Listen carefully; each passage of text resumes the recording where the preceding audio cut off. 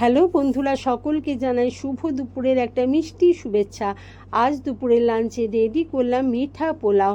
প্রথমে 500 গ্রাম পোলাওয়ের চাল ভালো করে ধুয়ে কুকার ভর্তি জল দিয়ে তাতে 2 চামচ নুন ও 2 পলা সাদা তেল দিয়ে স্টিমে বসিয়ে দিলাম। 10 মিনিট বাদে ফ্যানটা ঝাড়িয়ে নিলাম।